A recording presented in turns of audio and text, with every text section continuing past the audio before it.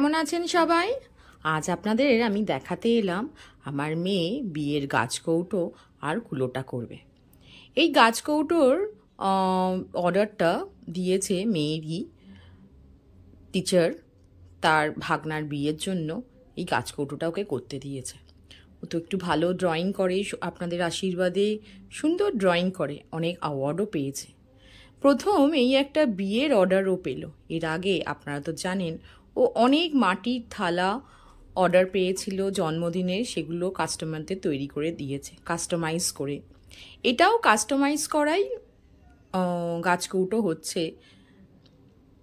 গাছকৌটোটা প্রথমে সাদা বর্ডার সাদা বেস করে ফেব্রিক্যাল কালার দিয়ে তার ওপর লাল দিয়ে পুরোটাই রং করে নিয়েছিল।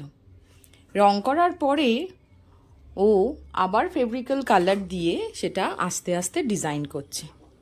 ডিজাইনটা বেশ সুন্দর হয়েছে না? অনেকটা কাজ হয়ে এসছে। ও এটা দুদিন ধরে করলো, তার কারণ রংটা না শুকালে আবার ওর ওপর রংটা ধরানো যায় না।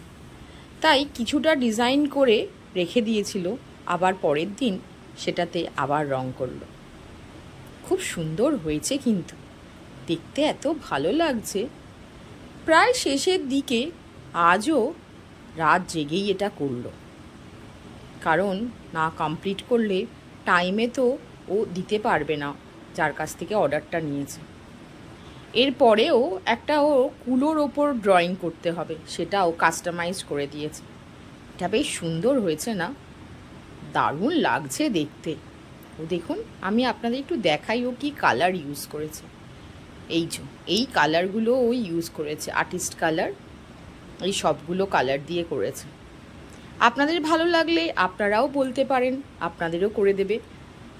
খুব সুন্দর দেখতে হয়েছে। চলুন আবার অন্য কাজ নিয়ে মেয়ের আবার আপনাদের সামনে আমি আসব। এরপরেও কুলোর বেসটা করে জাস্ট ড্রয়িং করে মুখটা করেছে। কদিনের মধ্যেই শেষ হয়ে গেলে আপনাদের আমি দেখাতে আনবো। ততদিন আপনারা সবাই ভালো থাকবেন, সুস্থ থাকবেন এবং খুব আনন্দে থাকবেন। আজ আমি এখানেই আসি, আবার দেখা হবে নতুন কোনো ব্লগ নিয়ে।